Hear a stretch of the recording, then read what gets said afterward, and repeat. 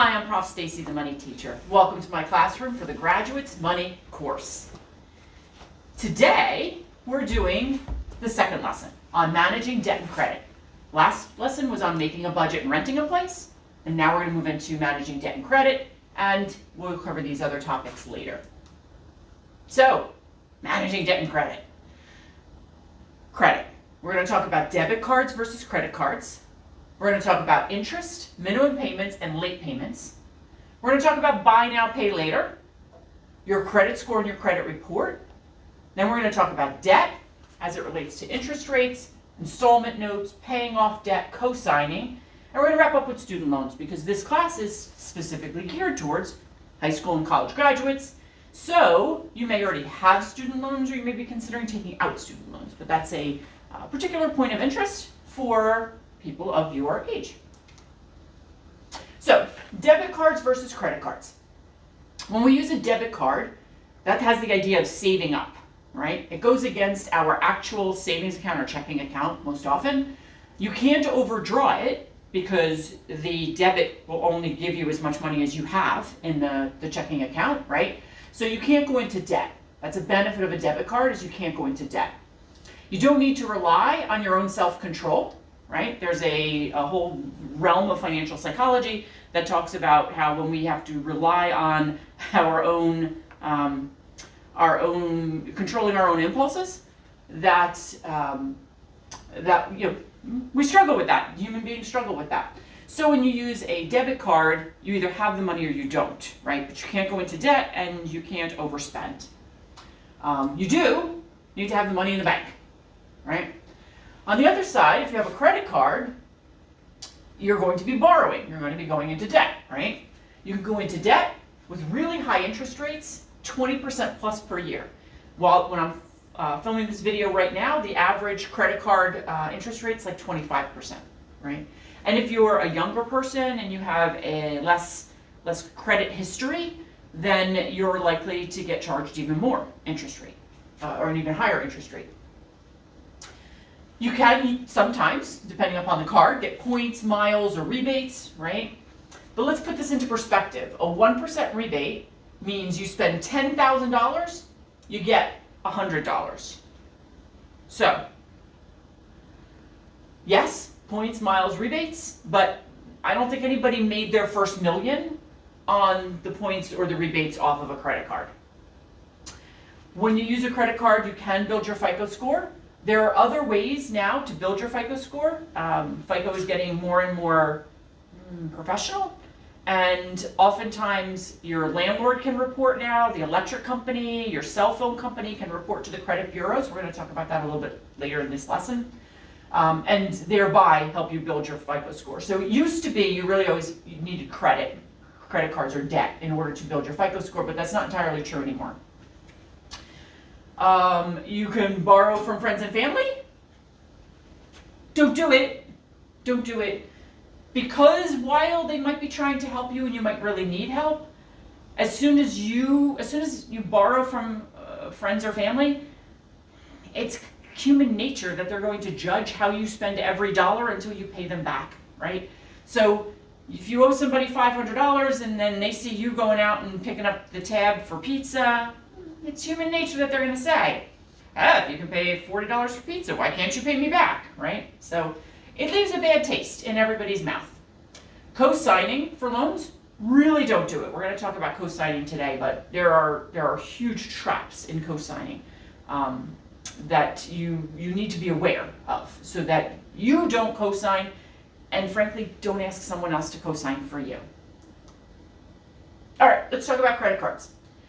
When you have credit cards, you also usually have the option to have a cash advance. So you can use a credit card to purchase something, that's the most common transaction. You also can get a cash advance, which means you would use it like an ATM. And you would take money out that isn't your money, you're borrowing it from the credit card company. This can be really expensive. There's usually a minimum fee and a percent of the amount that you're charged. You usually have a higher interest rate. And the payments can be applied to regular purchases first. So if you have regular purchases and this more expensive cash advance, the credit card company, if it's in their contract, has the right to apply your payments, what you pay them, towards the purchases and not towards the cash advances. Meaning you're stuck with this higher interest rate for longer, because this is a higher interest rate than a regular purchase rate. Balance transfers. You're taking the balance from another card and bringing it to a new card, right? This is really a shell game. You're just moving the debt. You're moving the debt from Citibank to Wells Fargo, right? And then maybe from Wells Fargo to, First National. So you're not actually paying anything off, you're just moving it around. And eventually you will have to pay off the debt. Oftentimes, balance transfers also charge you for the amount that you transferred, 1, 2, or 3% of the amount that you're transferring to the new card, right? Research shows that you will spend more if you use a card rather than cash. So, making your budget, you made a budget last week, making your budget, and for each budget line, taking cash out of the bank and putting it in an envelope, and on that envelope says groceries, or on that envelope says gas, or on that envelope says entertainment, right? Whatever your wants and needs are, is using the envelope system. If you spend cash, studies have shown that you will spend less money, because we feel, the pain sensors in our brain feel the money when we spend cash. But they aren't alerted, they're not activated if you spend on a credit card, right? Having credit cards can be a way to build up your credit, but it doesn't have to be kind of the regular bank credit card, right? You can get what's called a secured card, and a secured card is where you'd usually get this from your local bank or your credit union, wherever you do your banking, wherever your checking account is. A secured card is where you give them, say, $500, and then you have a credit card that you can use up to $500, but you can't go over $500 because it's secured by the money that you have in the bank. So it comes through the payment processing system like a credit card, and that's what's increasing your credit or affecting your credit, where a debit card doesn't come through that payment processing system. So it doesn't affect your credit score. So you can use a secured card to avoid debt and yet still have your credit score be built up. You can use the card for specific budgeted items and then pay off all of it at the end of each month. So gas is a good one for this. One, because most of us are too lazy to get out of the car and walk all the way inside the store and pay with cash, especially if it's raining or cold or snowing, right? So pay at the pump, but don't put anything on the card except the gasoline, and then pay it off at the end of each month, right? So that way you're never running a balance and you are interacting with the credit system. And you should never use a credit card for just whatever, right? Impulse spending on a credit card is way too easy. So don't do it. Leave the credit card home. You don't even need it with you, right? If you have cash for whatever it is you're doing that day, you don't even need the card with you. And depending upon your willpower, it might not be wise to keep it with you all the time. Instead, have a cash emergency fund. We talked about that last time, to prevent the temptation or the need to use a credit card for emergencies. If you have that $1,000 emergency fund, then you don't need to use the credit card for emergencies. Something happens to a tire on your car, you got cash that'll pay for that, right? Something happens to, twist your ankle and you need to go get an x-ray at urgent care, you've got cash to pay for that. Now, if you do use your emergency fund for an emergency, then your first savings priority, which we talked about last time, your first savings priority goes back to number one, which is getting your emergency fund back up to $1,000. And you'll find if you take the credit card out of the picture and you use only cash for emergencies, you'll find that most emergencies aren't really emergencies, right? It's poor planning. It's poor planning. If you have a car, you should have a maintenance or a new tire fund, right? If you have a medical condition, you should have saving for your prescriptions each month. That should be in your budget already. So you'll find that once you get your financial house in order, you don't really have a lot of emergencies because you plan for the regular operating of your life in your budget in the first place. So let's talk about interest. For credit cards, interest is assessed or charged on each transaction from the day of the transaction, right? The first day you swipe it, until it's paid in full, unless you pay the entire balance by the due date. So if you pay your credit card every month on time in full, then you'll never pay interest. But just one time you miss the date, or just one time you write the check out wrong, or you do the electronic bank transfer wrong and for not the right amount, and they'll charge you interest on all of the transactions, not just the transaction that you left hanging at the end of the month, right? So you need to pay the whole account in full every month to avoid interest. If you pay anything less than the full amount, interest is calculated on the average daily balance, right? And cash advances and balance transfers, we talked about those a minute ago, often carry interest rate charges from the day that they're made, regardless of whether you pay the balance in full. Balance transfers and cash advances are different than purchases. So your credit card, again, you have to read the contract, your credit card could allow for cash advances and balance transfers to be charged interest from the day that you execute the transaction until the day you pay it off, even if you paid off your balance in full the month before and you pay your balance off in full the month that you have these transactions. So minimum payments. Typical minimum payments are 2 to 4% of the outstanding balance. So let's look at real numbers. On a $3,000 balance, 3% is $90. So you'd pay the minimum balance of $90 a month, right? If you pay only that $90 a month and never charge another penny on the card, cut it up, right? Throw it away, but pay $90 a month to pay off that $3,000 balance, it will take you 253 months or 20 years to pay off $3,000. And you will have paid $6,000 in interest on a card with a 25% rate, right? So minimum payment is a trap. Minimum payment, you'll never get out. You'll way overpay. Like what was this? This was maybe furniture you bought for your new apartment. You end up paying $9,000 for that furniture, and you keep it for, almost the time you'd send your own kid to college, 20 years. It's crazy. I include here a link to the Bankrate minimum payment website where you can plug in, if you have credit cards, you can plug in these numbers and it'll tell you, what the minimum payment would be and how long it's going to take you to pay off that credit card. So, attacking your debt and getting rid of it if you have credit card debt is super important. We're going to talk about that. Late payments. When you have a credit card and you make a late payment, for any reason, pretty much, there's going to be a negative hit on your credit score. There'll be a negative hit on your credit report, right? So it's going to ding your credit score and it's going to show up red on your credit report. You'll usually be charged a late payment, which could be $35 to $50 or more. The more times you do a late payment, the more they're going to fee you. Like the fee will go up because they are trying to eliminate your using that behavior. You also can get kicked into what's called a penalty APR, annual percentage rate, so penalty interest rate, right? If you pay late, the credit card company may apply a very high penalty rate for all of your new purchases and your existing purchases, right?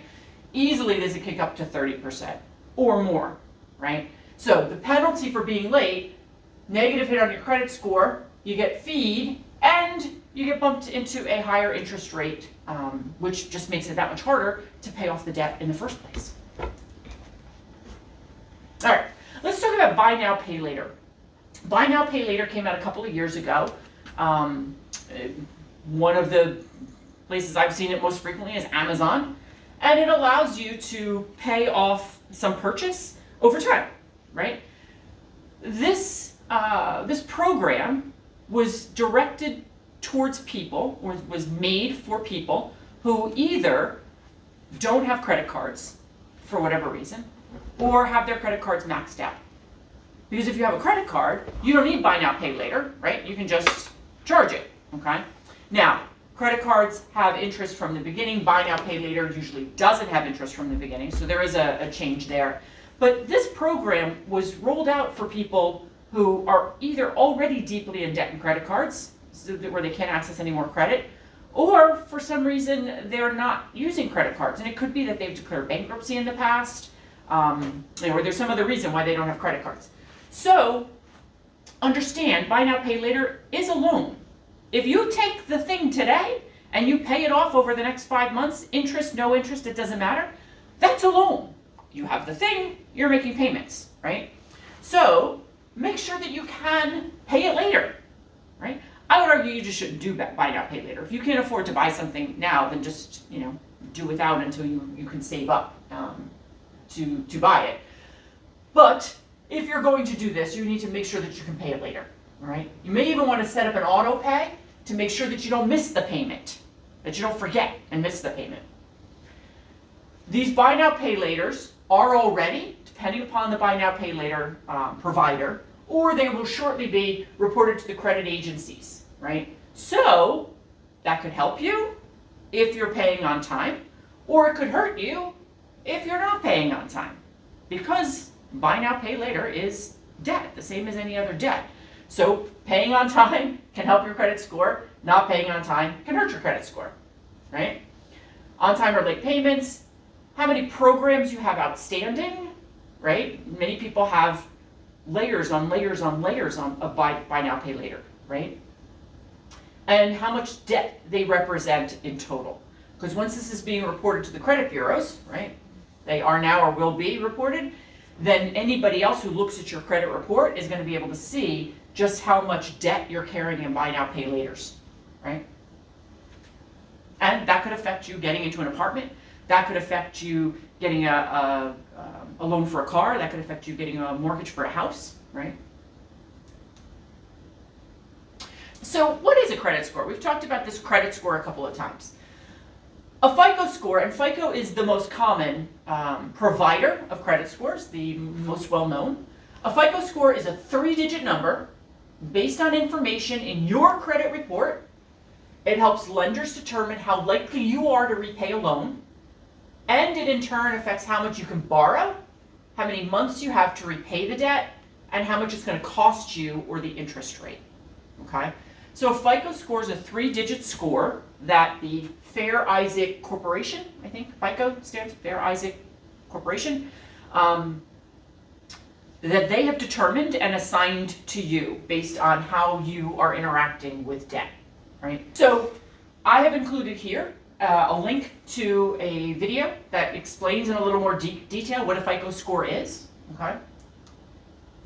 But let's talk about the numbers. So yeah, there we go. Fair Isaac Corporation measures the score. It can go from 300 to 850, and this is generally how we would understand the scores to be. 300 to 600-ish, bad, 600 to 659, fair, 660 to 719, good, and over 720 would be excellent. So how is your credit score calculated? We don't actually know. FICO has kept as confidential information, and we don't actually know for a fact how the credit score is calculated. So we do know from a lot of people kind of reverse engineering this, we have reason to believe that about 35% or a little more than a third of the score is your payment history. Are you paying early or on time? And if you are, then you'll have a good amount of that part of the credit score. The amount owed. This can work for you or against you. If you have very small debt, then it would have a very small effect. If you have a lot of debt, that could be very bad because you could have too much debt, right? So what is considered the right amount to be owed?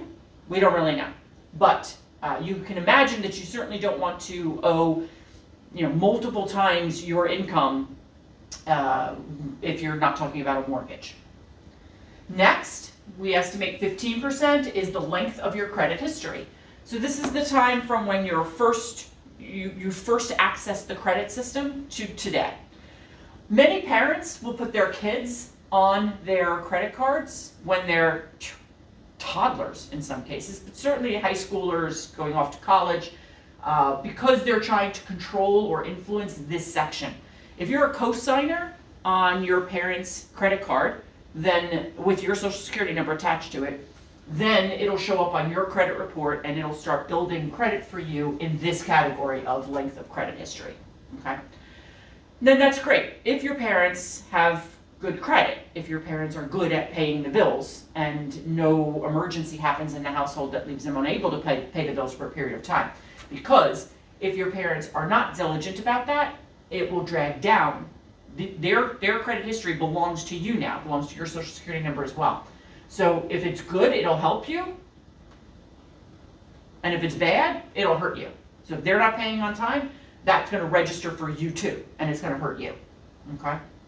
So beware, be careful. And if you were in the past on your parents' credit cards, but now you're launching out into the world as your own full-grown person, then you might want to ask your parents to just go ahead and take you off their credit card. You'll still have the benefit of having had the credit card for however long, on your record for however long you had it on your record. Purple then, this 10% is new credit. So are you accessing new credit? It's kind of counterintuitive because you're accessing new credit, then you're also increasing the amount that's owed, and you're going to have less time, right, with those credit cards. And this is where it gets a little bit murky in terms of how FICO is calculating this score. And then last is types of credit. This little bit is, do you have like a mortgage? Do you have a car note? Those are both installment notes. Do you have a business loan, right? So what kinds of credit are you accessing to show that you have kind of a mature financial life? I'm going to argue, I wouldn't really worry about these. They'll kind of just work themselves out over time, right? Keep it moderate. Keep your debts to a moderate amount, and make sure you pay early and on time. These are the ones that you really control. These, FICO's doing what FICO's doing, but these are the ones that you, on a day-to-day basis, can control. So that's your credit score, 3-digit number, issued usually by FICO, measured in that way. It's based off of, though, your credit report. So your credit report. We just talked about your credit score, 3-digit number, issued by FICO. What we can control is making sure we pay our bills on time or early, and we don't sign on for too much debt, right? But FICO gets some of that information from your credit report. And there are numerous times when you'll agree to have people run your credit report, not the least of which is when you rent an apartment. If you rent an apartment with any sort of institutional rental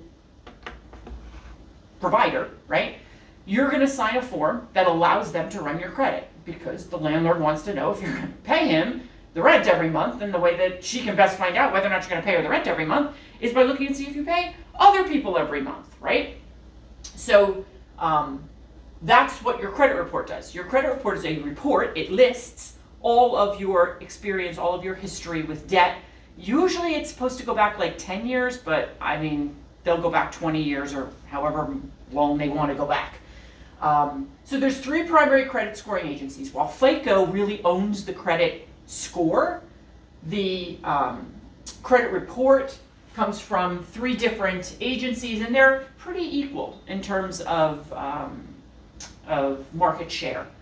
So Equifax, Experian, and TransUnion.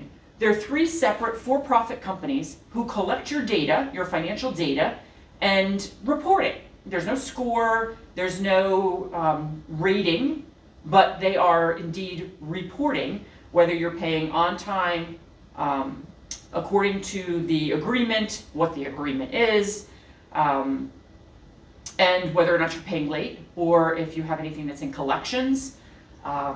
Any company can report financial information about you to Equifax, Experian, and TransUnion. 1 of them, 2 of them, 3 of them, their choice. The people who report the credit history, so like American Express, pays Equifax, Experian, and TransUnion to take that data and report it back, right? So anybody who wants to subscribe can report that data to the credit agencies, who you can then go and get a copy of your credit report, right? These agencies collect information about you. They collect information about your employment, about where you're living. They are not supposed to collect information about race, gender, marital status. I don't know if they do or not, because frankly, I never gave them permission to collect information about me on my employment, my residence, or any of this stuff. So I don't know. I'm assuming that there's some branch of the government that checks to make sure that they're not collecting information they're not supposed to, but it's not like they ever asked me in the first place to collect my information. This is one of those things I really don't understand. Who gave Equifax, Experian, and TransUnion the right to collect information about me? I don't know. So they collect this information, they collect debt and debt payment history, obviously. Only certain data goes into the credit score, right, that FICO does. So FICO uses this information and I guess other information to create that 3-digit credit score. So you can access this information. You can get a copy of your report from Equifax, Experian, and TransUnion, and you can get it for free, okay? And you can look at it and see, is this true? Did I really skip out on an AT&T bill 5 years ago? Like, is that real? Or especially if you have a really common name, is it somebody else's good credit or bad credit, right? So, for homework, you're going to follow instructions that will be posted, and you're going to access a free copy of your credit score and your credit report. So especially the credit report, you can get it from any number of places, okay? But they're not all going to be free. The link that I'm going to give you should be free. I do think there's a point where they're like, oh, do you want to sign up for credit monitoring? I'm going to generally say no at this point. You don't want to sign up for credit monitoring, and then you get through that screen, and then you can still get your credit report for free from each of the 3 bureaus. So you can get 3 copies of your credit report, which for some of you, the 3 copies might be identical, but because they're 3 separate for-profit companies, they might not be identical, right? So especially a first time that you're checking on your credit report, you probably do want to pull all 3 and just make sure that you don't see anything that doesn't look right. And if you do see something that doesn't look right, down at the bottom of the credit report will be instructions for how you can challenge something that's on the credit report or correct something that's on the credit report. And you can follow that process. Your credit score, you can get that from a number of places as well. If you have a credit card, many of the credit cards, the big name credit cards nowadays will offer you your credit score just for asking. There's no charge for it anymore. It used to be that you had to pay like $59 to get your credit score. But now most credit companies will just give it to you. If you work with a bank or a credit union, you probably can just call them up and ask them to give you the credit score. I'm going to give you a link that you can use to get at least an estimate of your credit score. Yeah, but that's what your homework is, to go get your credit score and your credit report and look at them and see whether or not that information is accurate. And if it's not, then to take the necessary steps to make it accurate, because you don't want to find out 4 or 5 years down the road that there's something bad on your credit report that you didn't know about, right? And it just sat there for years and years, right? The sooner you look at it, the better. And that brings me then to identity theft. So identity theft, the best thing you can do, I mean, I'm a realist. I don't think we can avoid having our financial information on the dark web. I mean, I don't know how you exist in the world and not have your financial information be able to be hacked. So we do the best that we can. And what the best we can is, don't share your social security number. The only people who need your social security number are people who are going to pay you, right? So if you work for a company or you got a side hustle, if somebody has to pay you, then they need your social security number because they need to submit the taxes on your behalf, right? A bank needs your social security number. If you're going to ask somebody for credit, they'll ask for your social security number. But you'll be shocked. Your doctor is going to ask your social security number. The pharmacy might ask your social security number. Like this, people ask it all the time. And you know what? You're grown-ups. You can look at another grown-up and say, why do you need that? And see what they say. Why do you need that? And see what they say, right? Because they might have a good answer, and then you might agree to give them your social security number. But they might just be like, I don't know. I'm just going to put it on the form. Well, where's the form going to go then? Like, where is your social security number going to go? If you do need to write it down for somebody to enter it into a computer or whatever, like at a rental application, I wouldn't write my social security number on the rental application. You can write it on a piece of paper, let them enter it into the computer, and take the piece of paper back. Because what happens to that piece of paper that you write your social security number on? You want to be able to take it back and shred it, right? You don't want to just leave your data around, right? Your bank card PINs. The only way that you get into real trouble with a debit card is if you share your PIN with somebody. Because if somebody uses your debit card and has your PIN, then it is presumed that you gave it to them, and therefore you gave them the ability, the authorization to use your debit card. So bank card PINs, keep them private.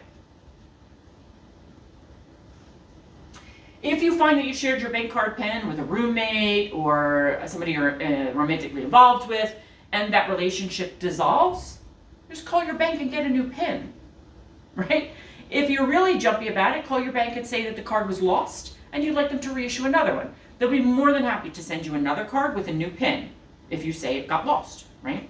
So, bank card PINs, protect those. Credit card numbers, obviously. Online banking passwords, make sure that they're sophisticated passwords, and your main accounts, like your 401k or your bank account, should be unique from any other password, right? So you may use some throwaway password when you're signing on to Target.com or Walmart.com, but if you're signing into your financial information, you should have a unique password, and then each account should have a unique password.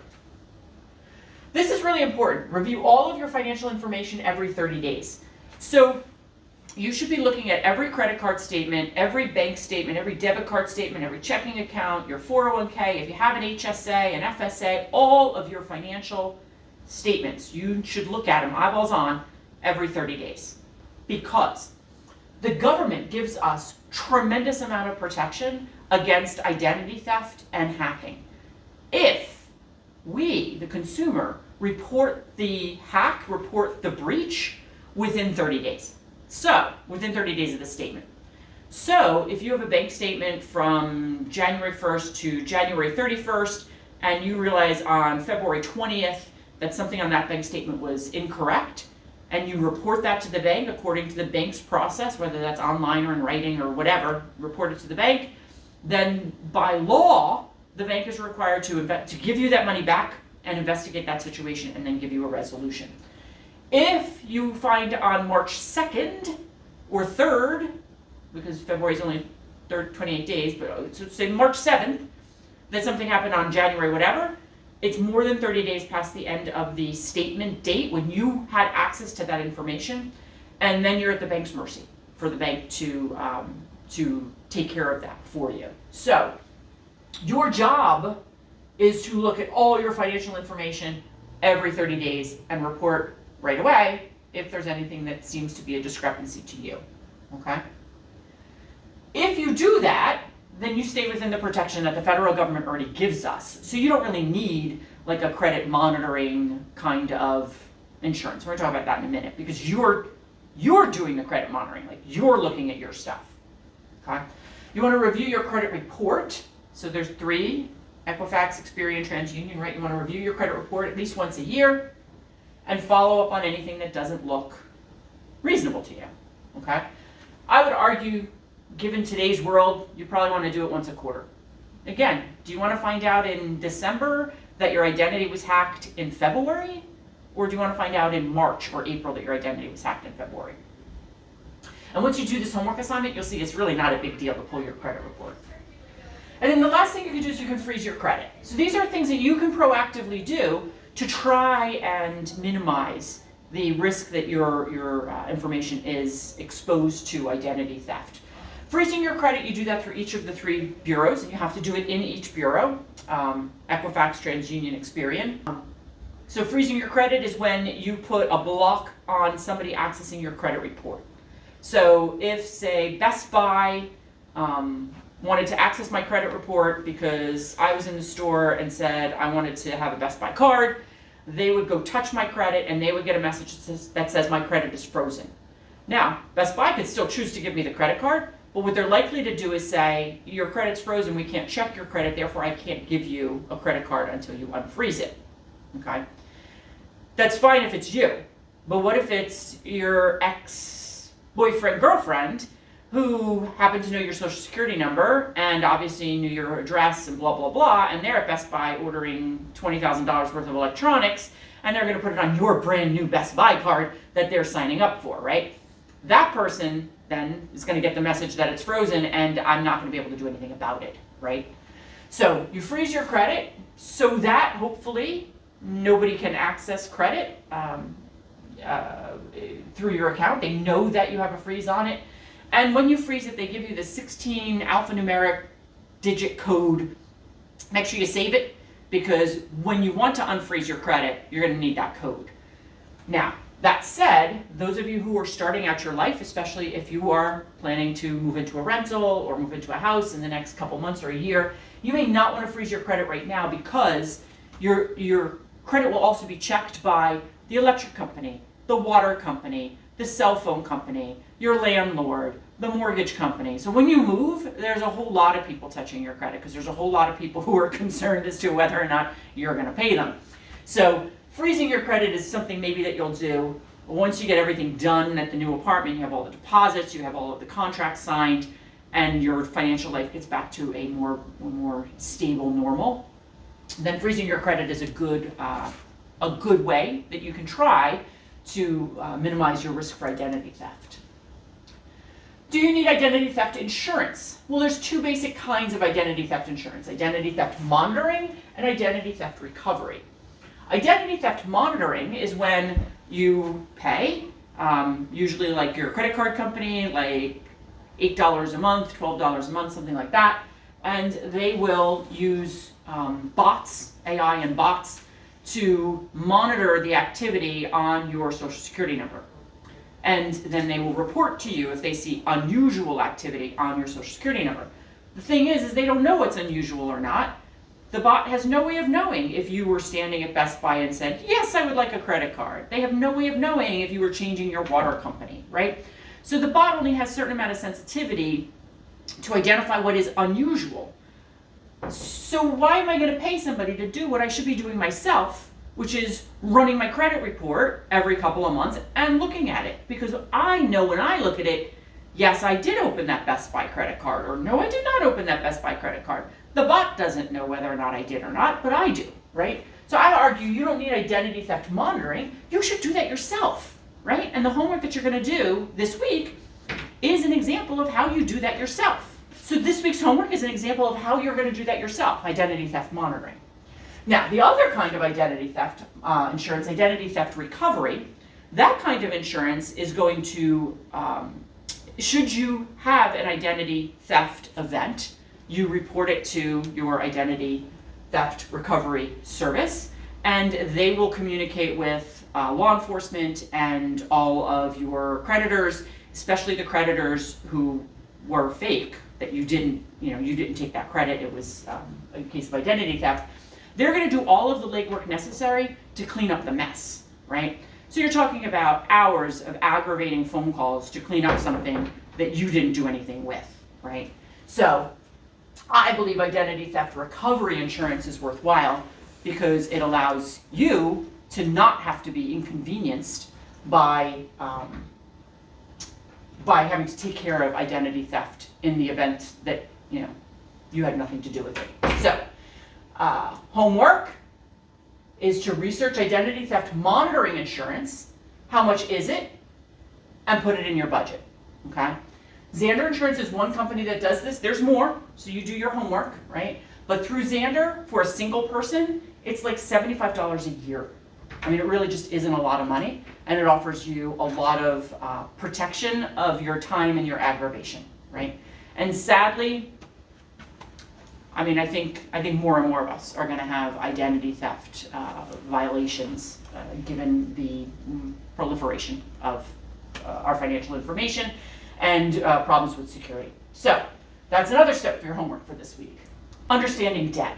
So we're going to talk about good debt versus bad debt, installment loans and interest, qualifying for a loan, how to pay off debt, and co-signing. Good debt versus bad debt. According to the world, debt on appreciating assets, so assets that go up in value, is considered good debt. So this would be things like a house. A house generally goes up in value, so having debt on a house would be good debt, right? Many people would understand debt on education to be good debt, and maybe it is, as long as you graduate.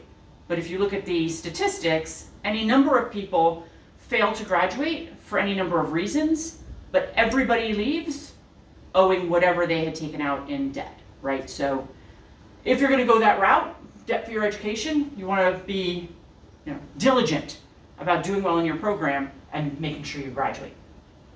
The opposite, debt on depreciating assets, is generally considered to be bad debt. So depreciating assets, that would generally be like a car, a Sea-Doo, a camper, right? Stuff that in general is going down in value, right?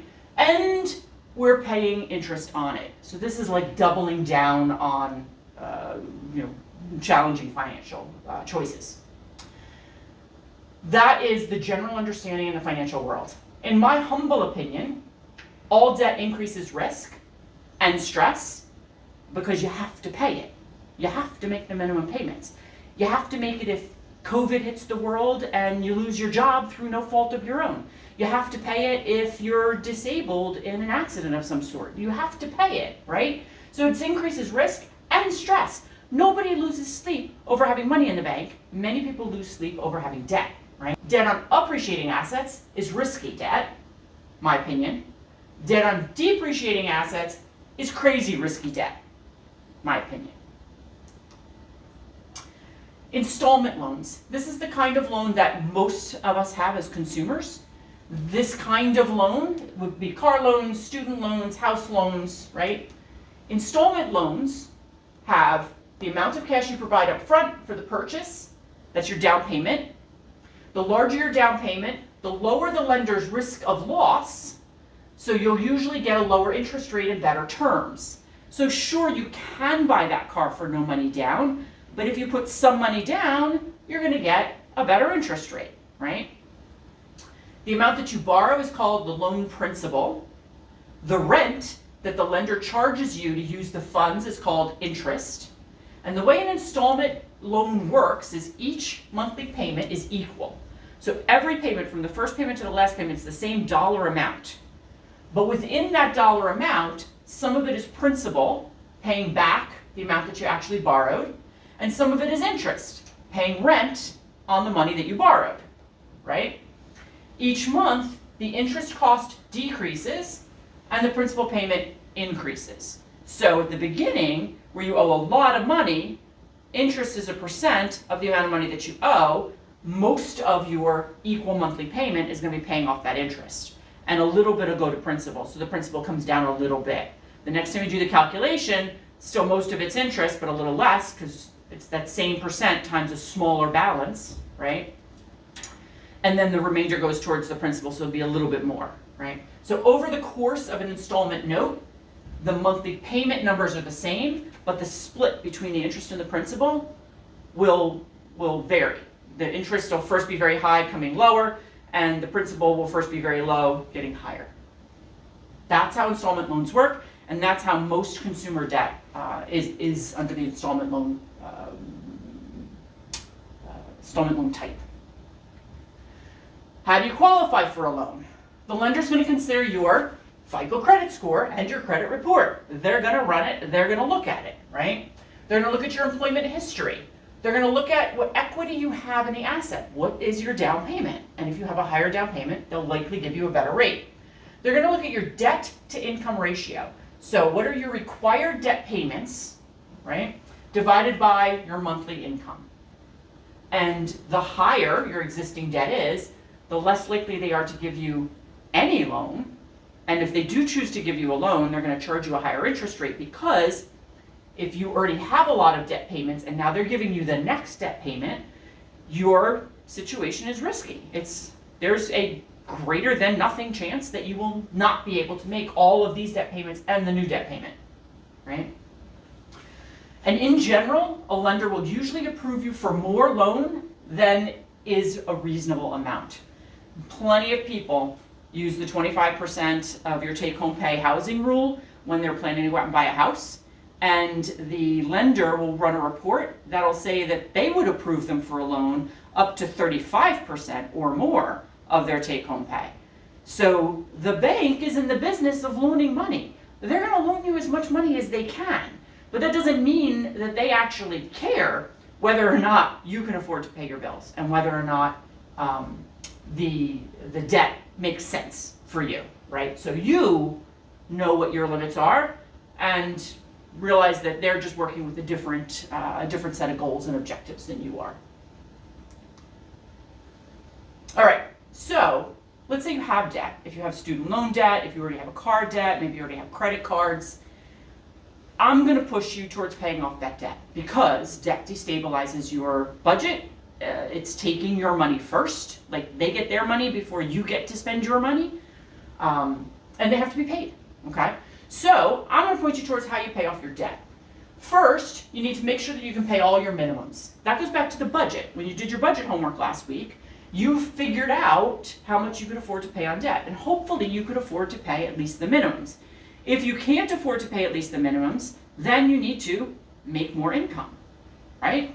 So make sure you're paying minimums on all your debt. Then either you can use the debt avalanche or the debt snowball method in order to start chipping away at that debt and get it paid off, okay? We'll talk about these in just a second. And you may need to find an additional source of income to really get after it fast, okay? So let's talk about the debt avalanche first. For the debt avalanche, you're paying minimums on all your debt. Then you're going to pay off the debt in the order of the highest interest rate to the lowest interest rate, right? This is the mathematical calculation. If you do this, you will pay less in interest than the debt snowball method, okay? But if you were doing math all along, you probably wouldn't be in debt in the first place, right? So this may not be a math problem. This may be a habit problem. This may be a psychological, a motivation problem, right? And your highest interest rate debt, what you would be paying off first, may have a very large balance. In which case, psychologically, you could be looking at your first debt, the one with the highest interest rate, and say, it's going to take me a year and a half to pay off that debt. Or in some cases, if it's student loans, big student loans, you could be looking at saying, it's going to take me 10 years to pay off that debt. So you don't get to check off any box, you don't get to cross out any line for anything on your debt budget for 10 years. Like psychologically, that's just crushing, right? You feel like you're not making any progress at all. So the debt avalanche, absolutely mathematically, you pay the least on the interest if you do this method, but because of the psychological drag, we find, statistically speaking, that most people don't finish. And if you don't finish, then you didn't really pay less because you didn't finish. So the most important thing that you consider when choosing a debt payoff method is, what are you going to finish? What are you most likely to finish? And for most people, it is using the debt snowball method. So the debt snowball method, we're going to order all the debt from the smallest balance due, the outstanding balance, to the largest balance, right? We're going to ignore interest rate, and we're going to pay them off smallest to largest. So once that smallest debt is paid off, you take that payment and you add it to the minimum payment on the next debt, right? And then the snowball turns over and the snowball turns over. So you might find this way, within the first month or two, you've scratched off 2, 3, maybe 4, if you have like little ankle biter debts. You might pay off several of them. Cross it off, check it off, right? You get that psychological reward of being successful. And after a couple of months and 4 or 5 debts getting paid, you're like, I'm somebody who pays off debt. Like, I'm somebody who pays off my debt. And if that will get you motivated to pay off the next debt, that's where the debt snowball really catches ground, okay? So debt snowball, you're making minimum payments on everything, and then attack the smallest one. And when each debt is paid off, you take that payment and the minimum payment on the next one and apply it, right? And again and again and again, and you'll find that the amount that you're able to apply to the debt will get bigger and bigger, okay? More psychologically motivating than paying off debt with the highest interest rate. But choose the method that you're gonna finish. Know yourself, like be honest with yourself, and choose the method that you really think that you can finish. All right, we finally got to co-signing. So co-signing. Co-signers are required when the lender, the bank, is not confident that the borrower can repay the loan. Okay? For you, people of your age, life stage, likely this is going to be car loans and student loans. So the bank looks at you and says, I'm in the business of loaning money, and you want me to loan you money for that car, and I don't think that that's wise. I don't think that you'll pay that money back. Based on statistics, based on my looking at your credit score, based on my looking at your credit report, based on your income, based on your past behavior. I am in the business of giving out money, and I don't think giving you this money is wise. That's what the bank is saying. Like, they want to give money, and they're saying no, okay? Unless you have a cosigner. So the cosigner is somebody who has a better credit history than you, better credit score, better credit, interaction in the world, and they step in. So what you're asking that person to do when you ask for a cosigner, because usually this is the younger person, right? Can't get the loan, so they're asking grandma or older brother or parents to cosign. You're asking them to step in when the bank basically said, I don't think this is such a good plan, and I'm in the business of doing this. So you're stressing the relationship. You're asking somebody to do something that they know full well the bank already said no to, right? And do you really want your grown-up relationships to be stressed that way? Do you really want to, go to Christmas dinner and have your grown-up relationships be stressed? So asking somebody to co-sign is putting them in a really awkward position. And the bottom line is, co-signers by law are equally liable for the debt as the actual borrower. So sure, I don't think you're going to ask Granny to co-sign on your student loan and then not pay your student loan, right? Because you love Granny, Granny loves you. Like, I really don't think that you mean that. But what happens when you lose your job through no fault of your own? Because a worldwide plague hits and you were up and coming in the entertainment industry and now you can't work for 12 months, right? In this particular case, student loans were placed on hold, and this is exactly why they were placed on hold. But that was only federal student loans. If you had private student loans, you still had to pay those student loans, right? So let's say these are private student loans. You mean to pay them. You would never stick Granny with that bill, right? But you can't pay it because you can't work. What if you have a car accident and you can't work and you can't pay it? If you don't pay it, either Granny's going to pay it or it's going to start dinging both of your credit reports and both of your credit scores, right? So if you understand this, bullet number 2, then you should understand why it's always unwise to ask somebody to co-sign for you. And it's always unwise for you to co-sign for someone else. You just need to find another way to do it, right? You just need to find another way to accomplish whatever it is you're trying to accomplish that doesn't put other people's financial lives in jeopardy. Because you can mean all the very best and still life will come along sometimes and kick you in the teeth. So that's where I stand on co-signing. I hope it wasn't unclear. Student loans. So there's generally a couple kinds of student loans: undergraduate, Parent Plus, and graduate. They each have their own kind of rules. Undergraduate has 2 flavors: federal guaranteed loans and private loans. So private loans are through like Discover or Bank or American Express, that kind of thing. Federal loans are obviously through the federal government. Federal loans can come in the form of subsidized and unsubsidized. Subsidized is limited funds, and you can only access a limited amount of money from the student loan, and you don't pay interest while you're still in school. So subsidized federal loans are primarily for people whose families are deemed unable to financially afford to pay for them to go to college, right? So you don't pay interest while you're in college, but you can't get as much money as you want, right? Unsubsidized depends. You might have limited funds, you might not, but the big difference is you don't have interest deferral. So if you've got unsubsidized federal loans, this is because the government determined that your family could afford for you to pay for college, but you want to take out a loan anyway. So they say that's fine, but the American taxpayer is not going to pay the interest for you while you're in school. You're going to have to pay that. Now, you don't usually have to pay it while you're in school, but interest is accruing while you're in school. So you take out $25,000 in student loans, but when you graduate, you owe $30,000 in student loans because the interest has been accruing, been growing while you're in school. And when you graduate, you have to pay back the original balance and all that interest. Where if you have a subsidized loan, you borrow $25,000, the American taxpayer pays your interest while you're in school, and when you graduate, you pay back $25,000. Okay? Private loans, those are independent contracts between 2 willing parties. So They can have whatever terms associated with them as the bank and the individual borrowing the money is willing to have. Usually higher interest rates than federal loans. And usually used by people who have exhausted their federal loans and yet still want more money to go to school because you have a limited amount here.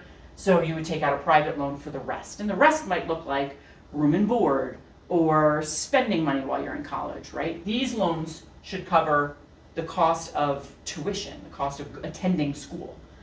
These loans are usually used for the rest of the college education. Or that's how people use them. People use them for that. Parent Plus, this is when your parent signs the loan. You're not signing the loan. You signed these loans. Legally, you owe this money back. Parent loans, the parent signs the loan. They technically owe the money back, although you may have made an agreement with them that you'll pay it. That's up to you. The contract is between the parent and the bank or the financial institution. Parent Plus loans generally carry a higher interest rate. They have no interest deferral, so the parents are paying on it like right away. Graduate loans, for those of you who are thinking of going on to graduate school, these kinds of loans don't exist for graduate loans. So the government, when they set up this system, they decided that they felt that there was a national good to having an educated workforce, having educated young people, and they were willing to pay to have young people get that education. But the policy says they look at graduate loans and say, yeah, but if you want to be a doctor or a lawyer or a college professor, then you're on your own for that. We're not gonna subsidize. We're not gonna help you do that. That you can do that independently. So graduate loans will generally have a higher interest rate, and again, no interest deferral, because only this kind of loan ever had the taxpayers, the American taxpayers, paying for interest while somebody was in school. And I'll come back around to cosigners again. Cosigners come into play a ton with these kinds of loans, because if the bank can get a cosigner, now they've got two people that they can hunt down if the loans aren't paid. So the bank is always going to ask for a cosigner. If you push back, they might give you the loan anyway, or they might not. But I've already given you my opinion on cosigners. So your homework. Remember that debt listing that you prepared for last week's homework? I need you to decide if you'll use the debt snowball or the debt avalanche method to attack your debt, assuming that you have debt. If you have no debt, then you don't have to do this part of the homework. You still should do the other part of the homework, though. So just give this some thought. Based on what you just learned now, right, today, what do you think will be more motivating? And the cool thing is if you pick one and then you find that it's not as motivating as you thought, pick the other one, right? That's the cool thing about making choices, is you get to make a different choice if you find that it doesn't work. So give this some serious thought. How are you going to address your debts? If you have like multiple student loan debts, each one is its own line. So each contracted debt is its own line because you can pay them off individually. Okay? And then include additional debt payments in your budget. So once you decide how you're going to spread your debt money, you may then in your budget say, oh, I'm not going to put $20 extra on all the debt. I'm going to put the whole $100 on this debt, right? So now you're getting intense and focused on exactly how you're going to pay off your debt. All right. So congratulations on the second step of your grown-up financial life. Managing your debt and credit is critical to creating and maintaining your financial stability. This is the basis, right? We are unstable as long as we have other people reaching into our pockets and taking our money, right? Make sure you're adjusting your budget based on what you're learning. Started last week. Each week we're going to adjust the budget based on more information that we learn. Next week we're going to talk about saving and investing wisely. See you then.